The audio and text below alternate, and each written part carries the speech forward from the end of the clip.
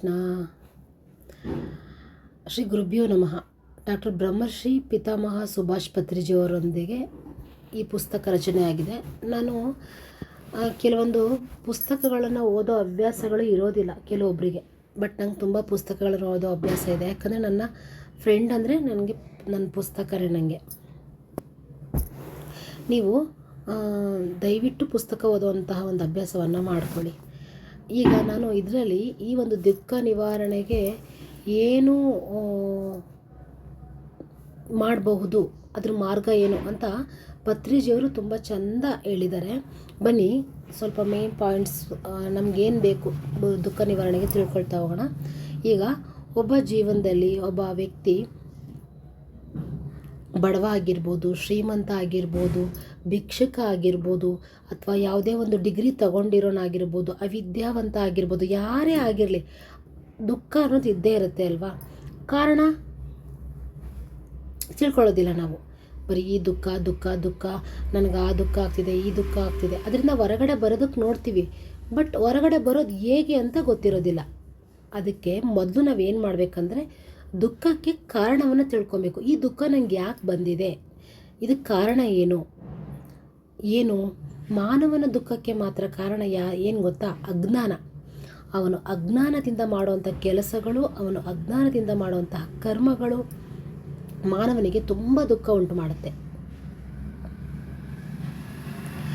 ಮನುಷ್ಯ ಅಜ್ಞಾನದಿಂದ ಏನು ಮಾಡಬೇಕು, ಏನು ಮಾಡಬಾರ್ದು ಅನ್ನೋದನ್ನು ತಿಳಿದಲೇ ತನ್ನ ಇಷ್ಟಗಳನ್ನು, ತನ್ನ ಇಂದ್ರಿಯ ಸುಖಗಳಿಗೋಸ್ಕರ, ತನ್ನ ಇಂದ್ರಿಯಗಳಿಗೆ ದಾಸನಾಗಿ ಅವನೇನು ಮಾಡ್ತಾನೆ, ಇವಾಗ ಒಂದೇನೋ ವಸ್ತು ತೊಗೊಬೇಕಾಗಿರುತ್ತೆ, ಅದು ಅವನ ಹತ್ರ ದುಡ್ಡಿರೋದಿಲ್ಲ, ಅವನೇನು ಮಾಡ್ತಾನೆ, ಸಾಲ ಮಾಡ್ತಾನೆ. ಸಾಲ ಮಾಡ್ತಾ ಮಾಡ್ತಾ ಅದ್ರ ಜೊತೆಗೆ ಇನ್ನೊಂದು ತಪ್ಪುಗಳನ್ನು ಮಾಡ್ತಾ ಹೋಗ್ತಾನೆ.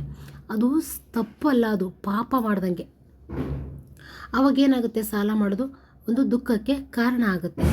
ಹೌದು, ಆ ಒಂದು ಸಂತೋಷ ಆ ಟೈಮಲ್ಲಿ ಈಡೇರುತ್ತೆ, ಇನ್ನೊಂದು ಅದ್ರ ಜೊತೆಗೆ ಇನ್ನೊಂದು ಸಂಕಷ್ಟ ಬರುತ್ತೆ, ಕಷ್ಟ ಬರುತ್ತೆ. ಸೂಕ್ಷ್ಮವಾಗಿ ಗಮನಿಸಿದರೆ ಯಾವಾಗ ಕೋರಿಕೆಗಳನ್ನು ಕೋರುವುದು ಮನಸ್ಸು ಈಡೇರಿಸೋದಕ್ಕೆ ಸ್ಟಾರ್ಟ್ ಮಾಡುತ್ತೆ, ಅಲ್ಲಿ ಕೆಲವು ತಪ್ಪುಗಳು ಮಾಡ್ತಾ ಹೋಗುತ್ತೆ. ಆಗ ತಪ್ಪು ಮಾಡ್ತಾ ಮಾಡ್ತಾ ಏನಾಗುತ್ತೆ, ನಮ್ಮ ಅಜ್ಞಾನ, ನಾವು ಜ್ಞಾನವನ್ನು ಕಳ್ಕೊಳ್ತೀವಿ. ಅಜ್ಞಾನದಿಂದ ಭ್ರಷ್ಟಾಚಾರವನ್ನು ಮಾಡ್ತೀವಿ, ಸ್ವಾರ್ಥದಿಂದ ವ್ಯವಹರಿಸ್ತೀವಿ, ಮತ್ತು ಅಕ್ರಮಗಳನ್ನು ಮಾಡ್ತೀವಿ, ಅನ್ಯಾಯದಿಂದ ಅಧರ್ಮದಿಂದ ವರ್ತಿಸ್ತೀವಿ, ಅಸತ್ಯ ಮಾತಾಡ್ತೀವಿ, ಸತ್ಯ ಮಾತೇ ಆಡೋದಿಲ್ಲ. ಒಂದು ರೀತಿಯಲ್ಲಿ ಹೇಳ್ಬೇಕಂದ್ರೆ ಇವೆಲ್ಲ ಪಾಪ ಮಾಡ್ದಂಗೆ ಆಗುತ್ತೆ. ಇವೆಲ್ಲ ಹಿಂಸಾತ್ಮಕ ಕೆಲಸಗಳಾಗುತ್ತೆ. ಮಾಂಸಾಹಾರ ತಿನ್ನೋದು, ರೋಗಗಳಿಗೆ ತುತ್ತಾಗೋದು, ಆಪತ್ತುಗಳಿಗೆ ಒಳಗಾಗೋದು, ಅಕಾಲ ಮರಣ ತಂದುಕೊಳ್ಳೋದು, ಅಂಗಾಂಗಗಳು ಆಪ್ತರನ್ನು ಕಳೆದುಕೊಳ್ಳೋದು ಅಲ್ವಾ. ಆ ಅಕಾಲ ಮರಣ ಅಂದರೆ ಆಕ್ಸಿಡೆಂಟ್ ಎಲ್ಲ ಆಗೋದು, ಇದೆಲ್ಲ ಏನಾಗುತ್ತೆ, ಬದುಕಿದ್ರೆ ಅಕಸ್ಮಾತ್ ತನ್ನ ಅಂಗಗಳನ್ನೇ ಕಳ್ಕೊಳ್ತಾರೆ ಅಥವಾ ಆಪ್ತರನ್ನು ಕಳೆದುಕೊಳ್ತಾರೆ. ಇದಕ್ಕೆ ದುಃಖ ಆಗುತ್ತೆ. ದುಷ್ಟರ ಸಾಂಗತ್ಯ ಮಾಡೋದು, ಕೆಟ್ಟ ಕೆಲಸಗಳನ್ನು ಮಾಡೋದು, ಮಾಡಬಾರ್ದು ಕೆಲಸಗಳನ್ನೆಲ್ಲ ಮಾಡೋದು, ಇವೆಲ್ಲ ಏನಾಗುತ್ತೆ, ಕಷ್ಟಗಳಿಗೆ ಕಾರಣ ಆಗುತ್ತೆ. ಕಷ್ಟದಿಂದ ದುಃಖಕ್ಕೆ ಕಾರಣ ಆಗುತ್ತೆ. ಅಕ್ರಮದಿಂದ ಅನ್ಯಾಯದಿಂದ ಸಂಪಾದಿಸೋದ್ರಿಂದ ನಿಜವಾಗ್ಲೂ ಆ ವ್ಯಕ್ತಿ ಕಷ್ಟನೇ ಪಡ್ತಾನೆ. ಆ ಟೈಮಿಗೆ ಒಂದು ಚೆನ್ನಾಗಿರ್ತಾನೆ ಹೊರ್ತು ಅವನು ಯಾವತ್ತೂ ದುಃಖದಲ್ಲೇ ಬದುಕ್ತಾ ಇರ್ತಾನೆ, ಭಯದಲ್ಲೇ ಬದುಕ್ತಾ ಇರ್ತಾನೆ.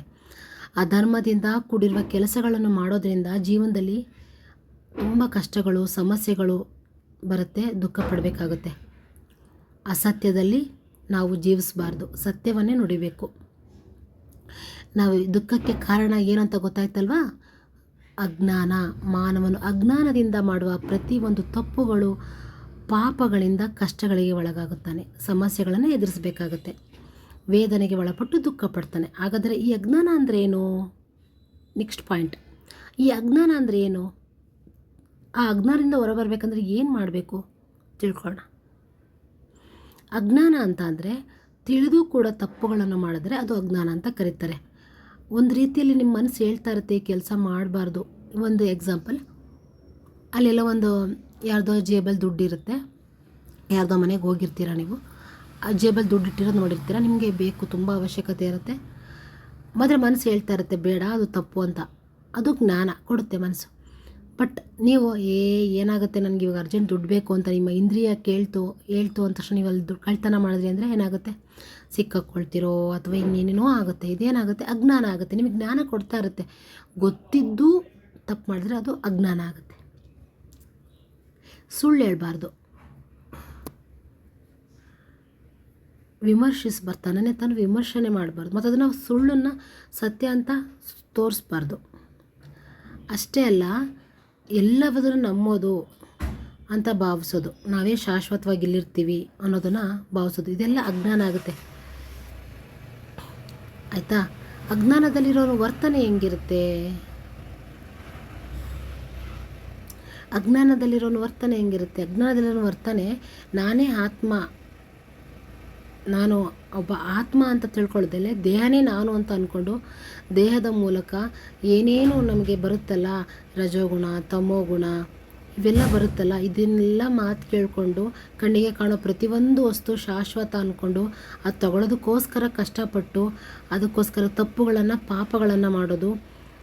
ತನ್ನ ಅಜ್ಞಾನದಿಂದ ಮಾನವನು ವಿವೇಕವನ್ನೇ ಕಳೆದುಕೊಳ್ತಾನೆ. ಒಳ್ಳೆಯದು ಕೆಟ್ಟದು, ನ್ಯಾಯ ಅನ್ಯಾಯ, ಧರ್ಮ ಅಧರ್ಮ, ಸತ್ಯ ಅಸತ್ಯ ಎಂಬ ವ್ಯತ್ಯಾಸವನ್ನು ತಿಳಿಯದೆ ಮಾಡಬಾರದ ಕೆಲಸಗಳನ್ನೆಲ್ಲ ಮಾಡ್ತಾನೆ. ಅಜ್ಞಾನದಲ್ಲಿ ಇರುವವರ ವರ್ತನೆ ಯಾವ ರೀತಿ ಇರುತ್ತದೆ ಅಂತ ಭಗವದ್ಗೀತೆಯಲ್ಲೂ ಹೇಳಿದ್ದಾರೆ. ಒಂದು ಸರ್ತಿ ಭಗವದ್ಗೀತೆಯನ್ನು ಓದಿದರೆ ನಿಮ್ಗೆ ಅರ್ಥ ಆಗುತ್ತೆ.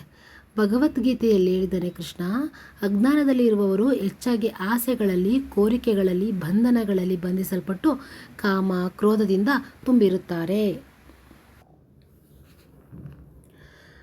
ನಾನು ಉತ್ತಮ ವಂಶದಲ್ಲಿ ಜನಿಸಿರೋನು, ನನಗೆ ಸರಿಸಮಾನರಾರೂ ಇಲ್ಲ, ಬೇರೆ ಯಾರೂ ಇಲ್ಲ, ಯಜ್ಞ ಯಾಗದೆಗಳನ್ನು ಮಾಡ್ತಾನೆ, ದಾನ ಧರ್ಮಗಳನ್ನು ಮಾಡ್ತೇನೆ ಅಂತ ಆನಂದವನ್ನು ಅನುಭವಿಸ್ತಾ ಅವನು ಅದನ್ನು ಕೂಡ ಗರ್ವದಿಂದ ಹೇಳ್ತಾನೆ, ನಾನು ಮಾಡಿದೆ ಅಂತ ಹೇಳ್ತಾನೆ.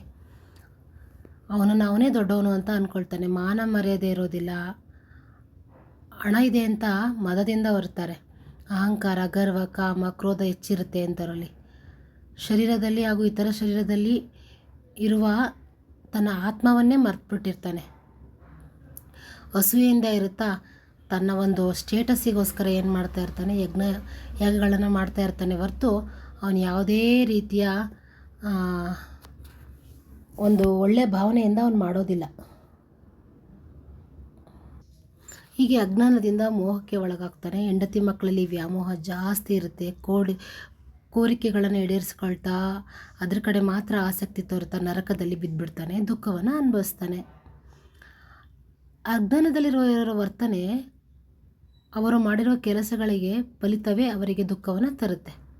ಆದ್ದರಿಂದ ದುಃಖ ಇರಬಾರ್ದಂದರೆ, ದುಃಖವನ್ನು ನಿವಾರಣೆ ಮಾಡಿಕೊಳ್ಳಬೇಕೆಂದು ಬಯಸುವವರು ಅಜ್ಞಾನವನ್ನು ತೊಲಗಿಸ್ಬೇಕು.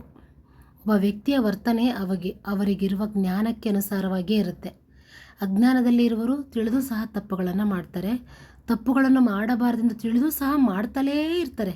ಆದರೆ ಜ್ಞಾನಿಯಾದವರು ತಪ್ಪು ಮಾಡು ಎಂದರೂ ಸಹ ಮಾಡೋದಿಲ್ಲ. ಅವರಿಗೆ ತಪ್ಪು ಮಾಡಿದರೆ ಭವಿಷ್ಯದಲ್ಲಿ ಎದುರಾಗುವ ದುಃಖದ ಬಗ್ಗೆ ಅರಿವಿರುತ್ತೆ. ಒಂದು ಚಿಕ್ಕ ಉದಾಹರಣೆ ನೋಡೋಣ ಬನ್ನಿ. ಸಾಮಾನ್ಯ ಜನರನ್ನು ಕೇಳಿ, ಸುಳ್ಳು ಹೇಳ್ಬೋದಾ ಎಂದು ಅವರು ಕೂಡಲೇ ಹೇಳ್ಬಾರ್ದು ಎಂಬ ಉತ್ತರ ನೀಡ್ತಾರೆ. ಅಂದರೆ ಅವರಿಗೂ ಸಹ ತಿಳಿದಿದೆ ಸುಳ್ಳು ಹೇಳ್ಬಾರ್ದು ಅಂತ.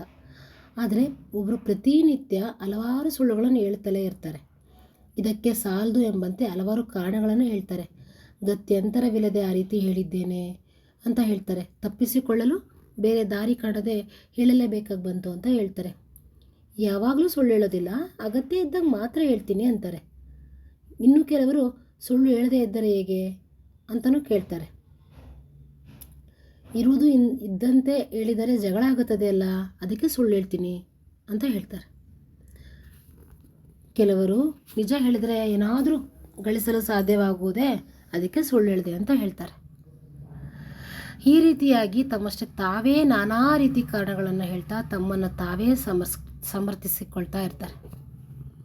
ಆದರೆ ಎಷ್ಟೇ ಕಾರಣಗಳನ್ನು ಹೇಳಿದರೂ ಕೂಡ, ಎಷ್ಟೇ ಸಮರ್ಥಿಸಿಕೊಂಡರೂ ಕೂಡ ಸುಳ್ಳು ಹೇಳುವುದು ಎಂಬುದು ಒಂದು ಸೃಷ್ಟಿಯ ಗಣನೆಯಲ್ಲಿ ತಪ್ಪಾಗುತ್ತೆ, ಪಾಪದ ಲೆಕ್ಕಕ್ಕೆ ಬರುತ್ತೆ.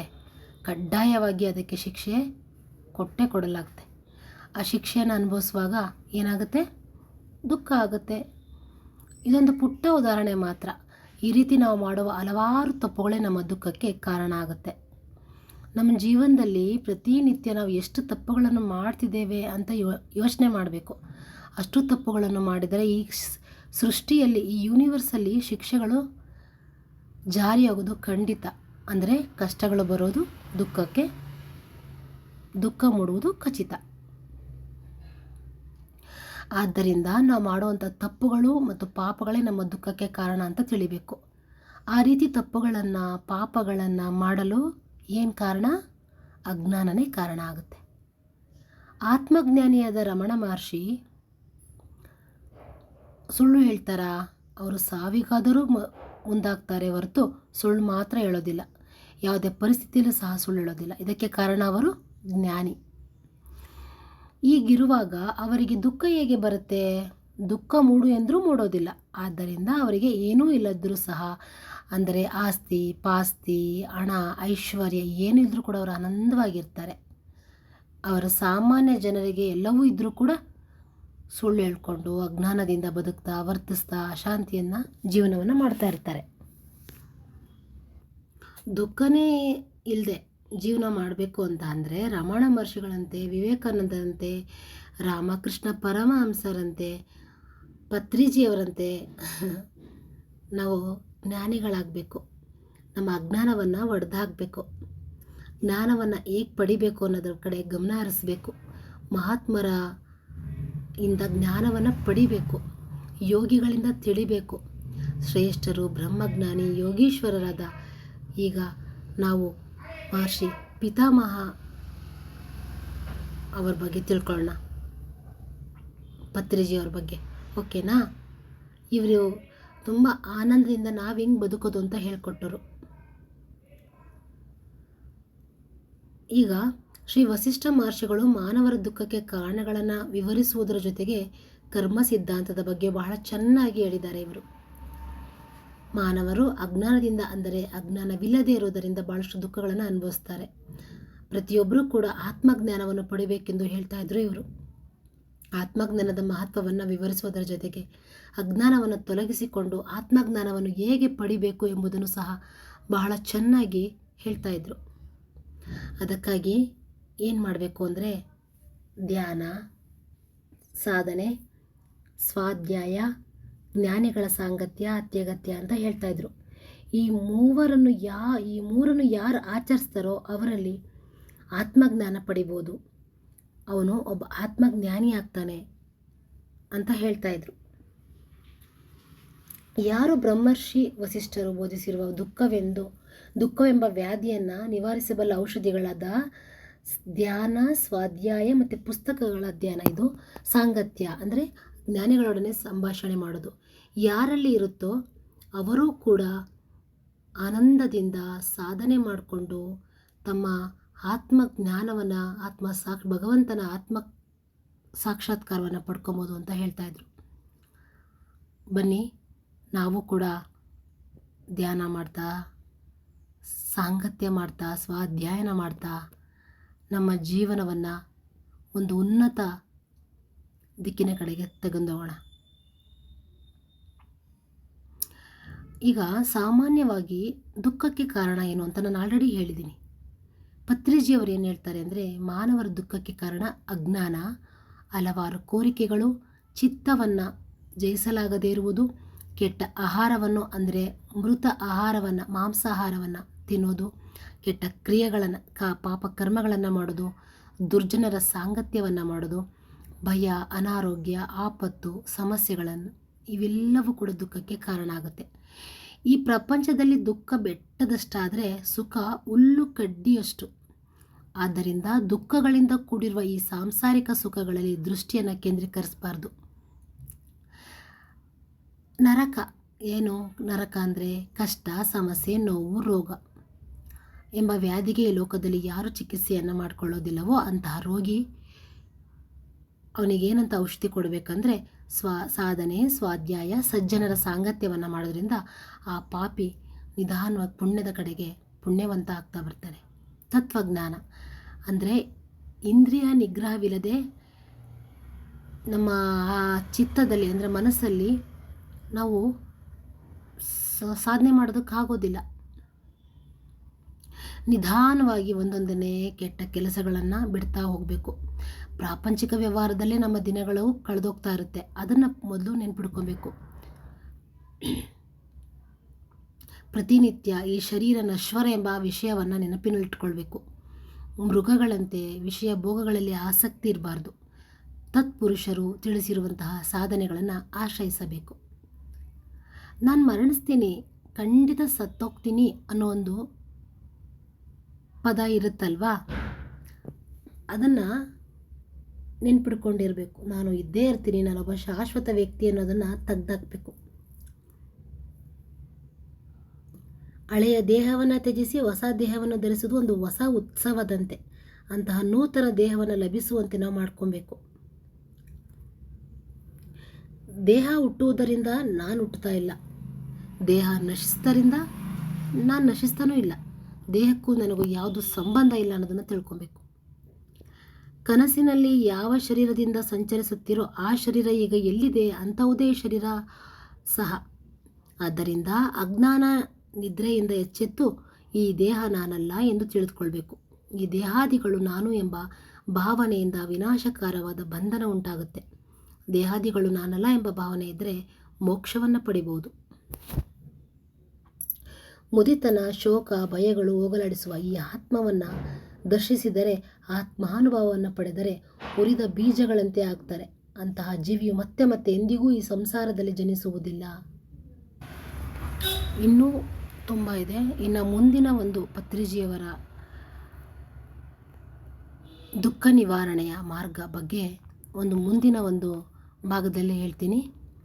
ಖಂಡಿತವಾಗ್ಲೂ ಎಲ್ಲರೂ ಪುಸ್ತಕ ಓದೋನ ಅಭ್ಯಾಸವನ್ನು ಇಟ್ಕೊಳ್ಳಿ. ನಿಮಗೂ ಕೂಡ ಆತ್ಮಜ್ಞಾನ ದೊರೀಲಿ ಅಂತ ಭಗವಂತನಲ್ಲಿ ಪ್ರಾರ್ಥನೆ ಮಾಡ್ತೀನಿ. ಹರೇ ಕೃಷ್ಣ. ಶ್ರೀ ಕೃಷ್ಣಾರ್ಪಣಮಸ್ತು.